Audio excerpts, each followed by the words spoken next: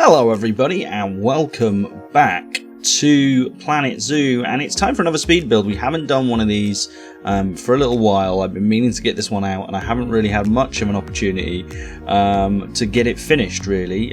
So all I wanted to do was just record a little bit of a soundbite so you could see exactly what we sort of got up to whilst we were sort of building really. So the idea and the plan today very much, or on this day anyway, was very much to build an entrance to our zoo.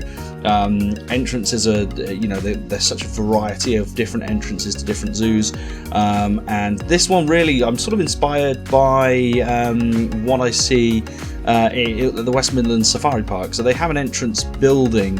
Obviously you have the actual safari, which is outside of the actual main zoo and theme park that's there, but here I was going for sort of a slightly different thing. So where they've gone for a building, I've gone for sort of buildings within a cave system as an entrance to this park, and I wanted to try and get the building sorted first, then get terrain around and try and build from the inside. It is difficult to build inside terrain, and I learned that throughout this video, but I wanted to sort of get an idea of sort of what sort of buildings I wanted. So I'm on, sort of as you're coming on the left, there's going to be restaurants, which it is at the West Midlands Safari Park, and then on the right there's the gift shop, really the main gift shop for when you're on your way out of the park, and that's where I'm building this roof at the minute.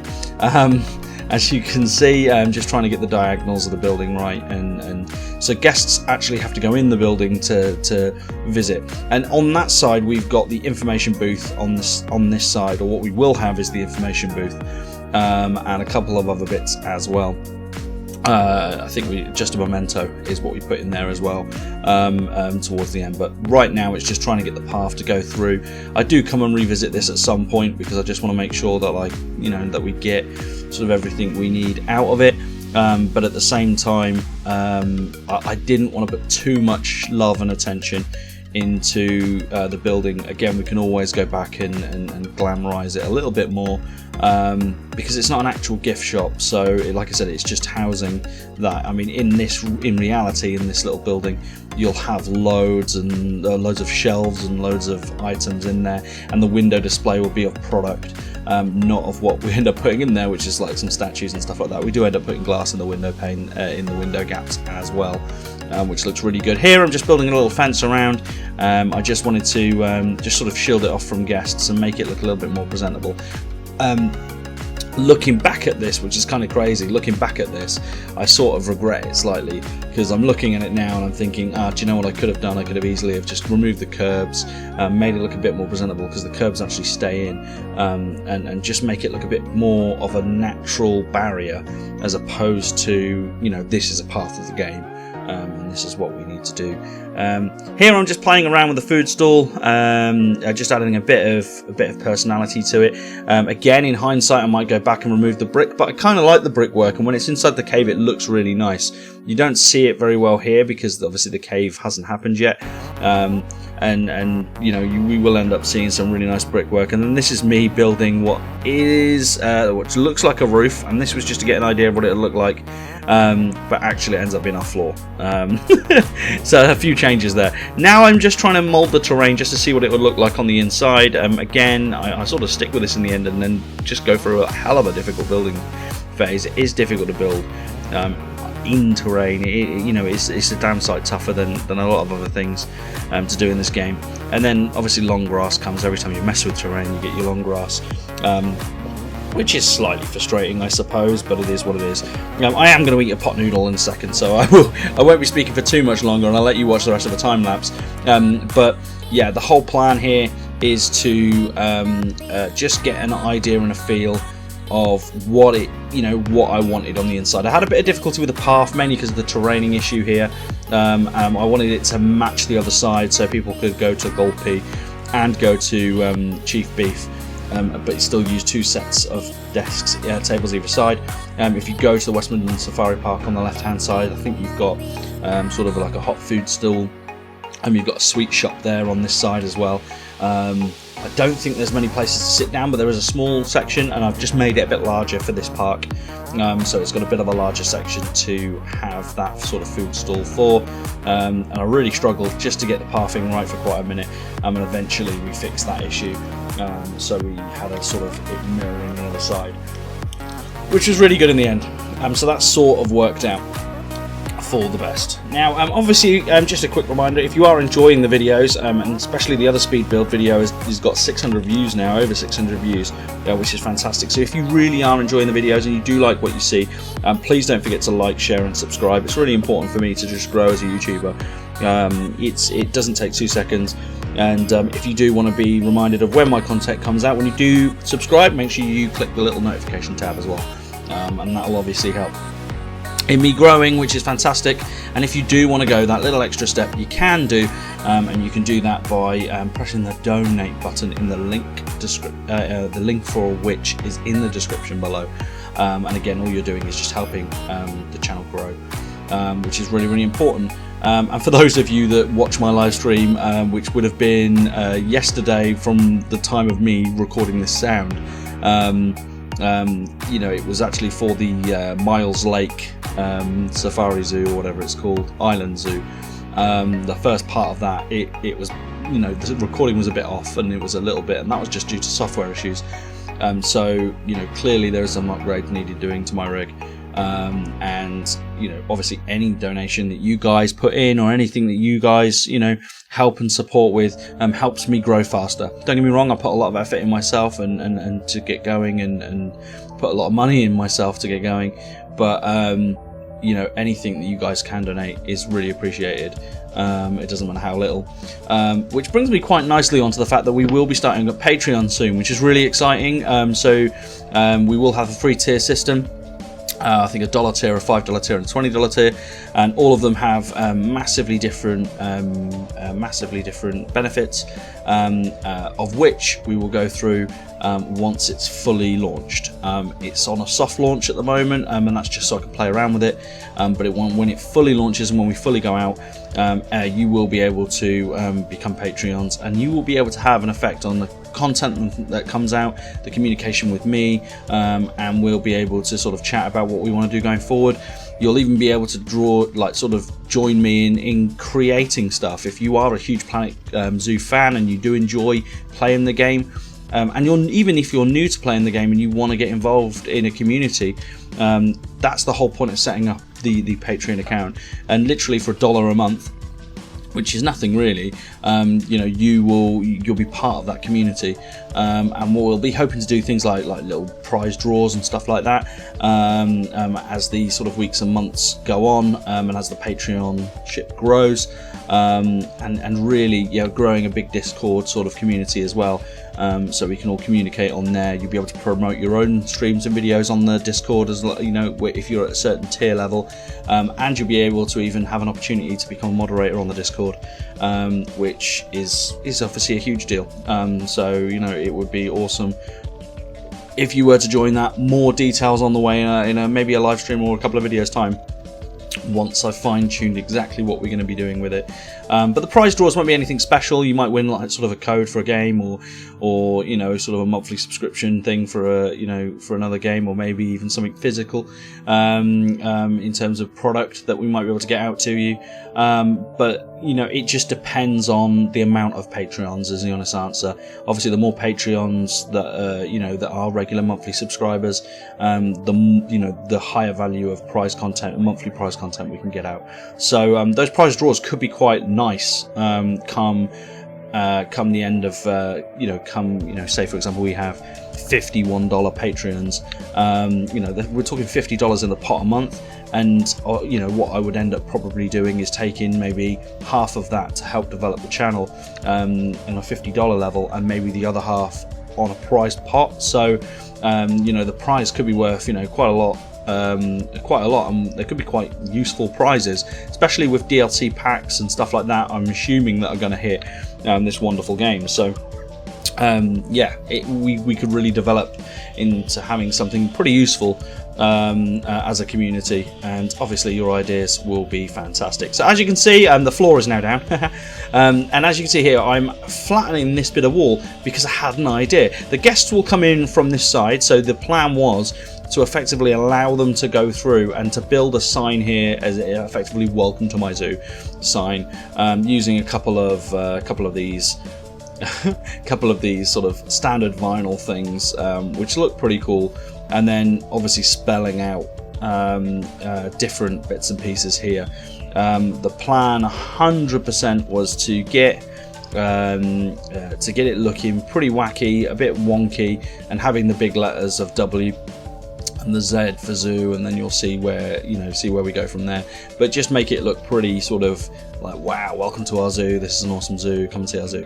And we really, I really enjoyed making this sign actually, which has sort of inspired me maybe to make it for other zoos that we do.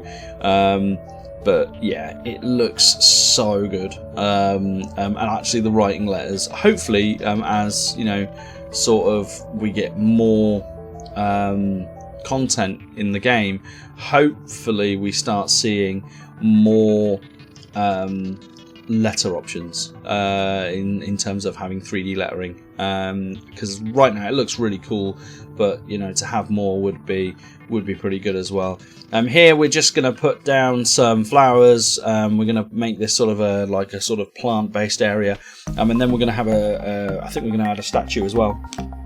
In a bit, I think we play around with a couple of them before we make a decision on exactly which one we go for. Oh, slush, pot noodles are lush, especially with chili sauce. Yeah, I love that. That's nice. Hot though. Yeah, so this really was just sort of placing down some nice foliage, just to sort of make it look nice and presentable.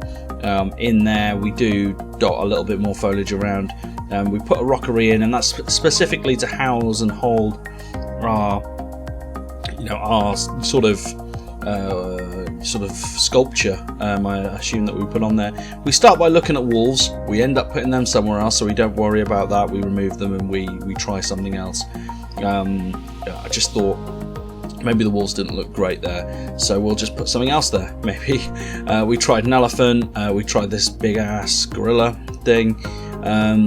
And yeah, so we just tried different things, but I didn't want it to overempower, and I think we ended up sticking with that sort of like stag deer, as it were. I love this flower pot, which is sort of a game made blueprint. I removed the tree just so it just looked out of place in here, but it was quite a nice thing to have. I then took the trim that was on there, and I added it to this building. I didn't do it on the other one, and I might revisit and go back and have a look at it afterwards.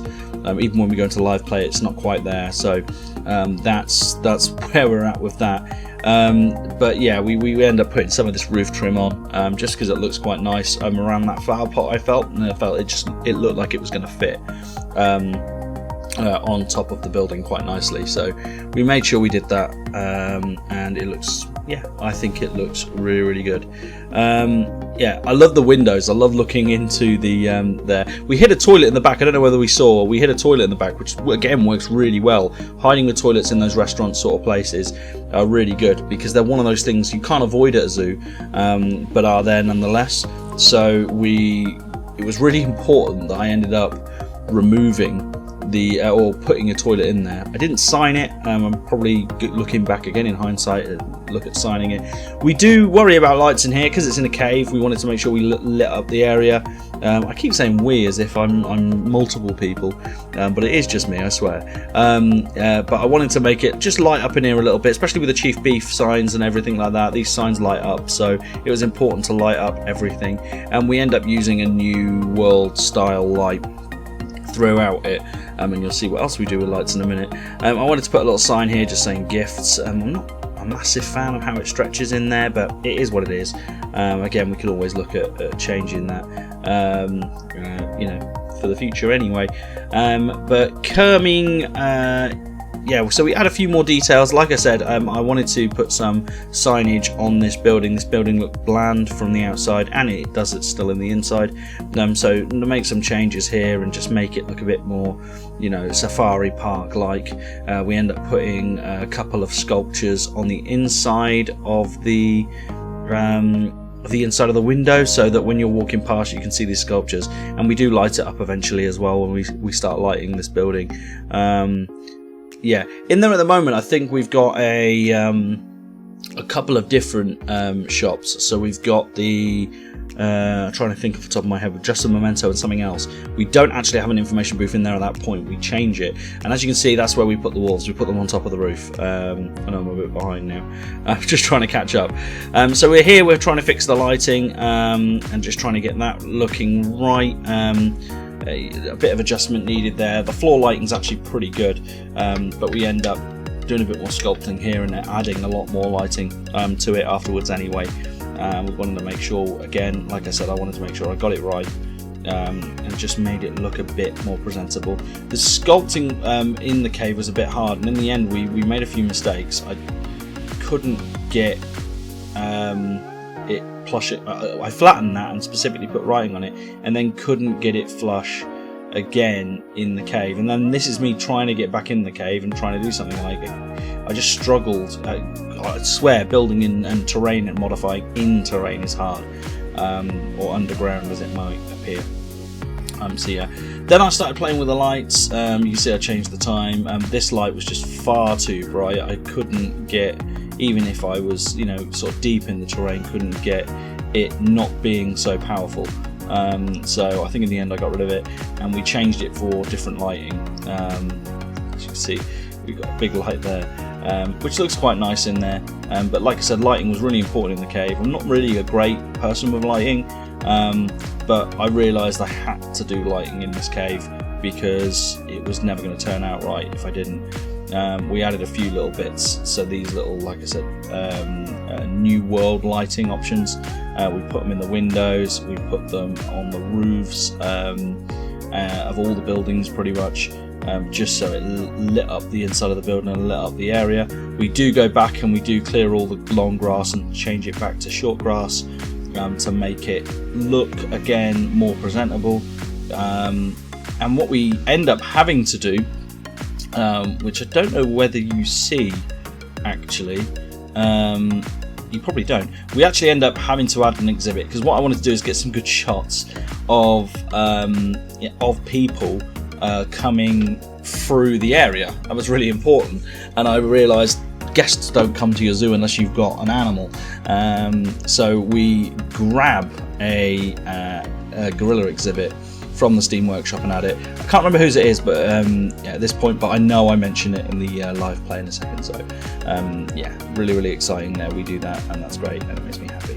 I built a little rockery here because I realised it was a bit bland. We probably should have added a bit more, you know, bush and shrubbery there as well. It does block out the windows a little bit, but that's fine. I don't mind that too much. It does look really great coming through here though. And then I realised we were still missing a couple of little bits and pieces that I did want to add. So for the final, you know, couple of minutes of this sort of speed build, you'll see what we sort of added. So I just wanted to walk through here, see what it was like walking through, realised that, you know, we probably could do a bit more for the lighting, and this is me just trying to push the terrain back to the back of the writing. That was actually harder than it looked. In the end I just sort of fudged it a little bit and it ended up working, but yeah, this was me pissing around with terrain for 2 minutes. Yeah, we put some more lighting in. I thought that was really important, and then what I wanted to do was just add a few of these sort of not Christmas lights, skylights, like little sort of light bulbs, look a little bit Christmassy I suppose, and dot them around everywhere. I wanted the cave to have that nice feel, that you're sort of in a sort of not magical place, but in a place which is a little bit different, and needs to be lit up, and so you can see. And we basically got them and diagonalized them across. Again, didn't have to be neat, didn't have to be, you know, world class in sort of how it looked. It, you know, it just had to be there to give the impression of skylights. and I guess stars in the sky as you're walking through the cave. And it does look pretty good, to be fair. I was really happy with how this turned out and how it ended up sort of looking. So yeah, in the end, it turns out really nice. The cave looks really lit. It looks really strong. And you know, like I said, I was really happy with how it turns out in the cave. Yeah, so we just do a couple of things. Like I said, we enter the shop there, and then we pretty much are done. We had a couple of little things, and we'll go from there. But yeah, let's go to the live setup.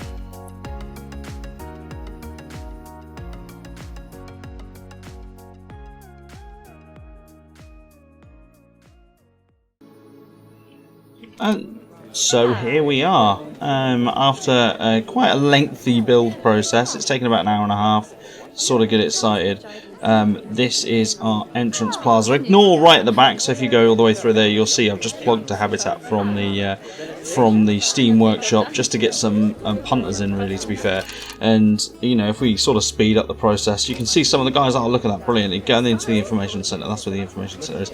I could have done, to be fair, there's a lot more I could do in here, and I just haven't got around to it, and it looks quite nice. But the actual lights, the everything under here, it is brilliant. It's sort of it's kind of inspired by the West Midlands Safari Park a little bit, what I said, but it's not 100%. You know, it's not a cave, for instance. That's just a pure dedicated building. But I didn't want to do a massive building in this build. I just wanted to, you know, sort of get people walking in here. You know, I love the windows. I love this display. I wish I could probably do. I probably again could put some more, like some vases in here and stuff like that. It is gift shop and an info sort of area. Ignore back here, because this is sort of not what it's about. Even when you're leaving, you know, I've sort of neglected the leaving thing. I could have probably had a couple of lights coming down here. But yeah, I do love this picnic table set. I like the gulpy and the chili and the chief beef. And then the toilets sort of hidden around the corner, which is, I think, a brilliant place to put them. They're not always in the most accessible areas. They normally do have their own blocks at zoos, but when they're in a restaurant, they're normally quite well hidden. And to be fair, I've amateurly not put down an arch, but we'll. I mean, we you know, I could be really pinicky and just we'll just have the arch. I feel bad that I didn't do it. I'll do. That's better than a kick in the teeth. I'd ideally cover up the brickwork, but yeah, just having the toilet in the corner, not really advertised. I haven't like sort of detailed these rooms. I've done most of the detailing out here, but I love this welcome to Rain Zoo sign. I love that you can semi-see the line. You can't. It's like it's not quite working properly, but I quite like that. And I like that the zebra is slightly covered up. But I like the writing. I like sort of a janky nick. Even the big S is quite a nice little touch. And the deer here, which is slightly sticking out. The walls on top of the building as well. It's quite a nice build. It's not like the world's greatest. I don't think I am, you know, the best at doing these sort of builds. But I do like it, and I like the fact that the guests, when they spawn, it's sort of the first thing they see when they walk in, like as if they've come in from an underground car park or something, and then they can just sort of walk out there. I love all the guests now. They're 100% paying attention to the gorillas that I've put down in this exhibit. Really love this exhibit though. I saw it on the Steam Workshop and I thought, yeah, that is so cool. It's really nice. Loads of climbable sort of nice waterfall here. It works fine in my zoo. Some people are having issues with certain sort of stuff going in the zoo, but these guys, no issue at all. They're fantastic. And look at the climbing now. I do love the climbing of these guys. They are absolutely brilliant. I have said it's a night time. Let's just put them during the day. Look at that. Absolutely stunning. And yeah, I should probably shout out whose this is. I'm going to go back and find it. It's by Hans. It's one of the most popular ones out there, but it's the gorilla habitat with treehouse from Hans. And you don't need any veterinary research or anything to build the blueprint. Apparently, that's fine. But yeah, awesome, brilliant stuff, Hans. You've done a great job. It's lush. Hopefully people leave my park so they realise how boring it is because it's just a gorilla. But they're not going to. I did want better shots in here, but it looks like I'm not going to get it. And it's a bit odd that the rain...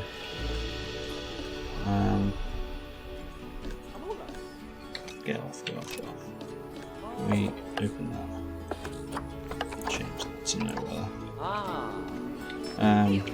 But yeah, it's a really nice build. I really did enjoy doing this. But yeah, if you enjoyed it as much as I enjoyed doing it, then don't forget to like, share, and subscribe. Hey guys, welcome to the zoo. Don't forget to like, share, and subscribe. If you wish to support the channel, just hit the link below, and you can give us a tip. That'd be fantastic. I'd really appreciate it and help the channel grow.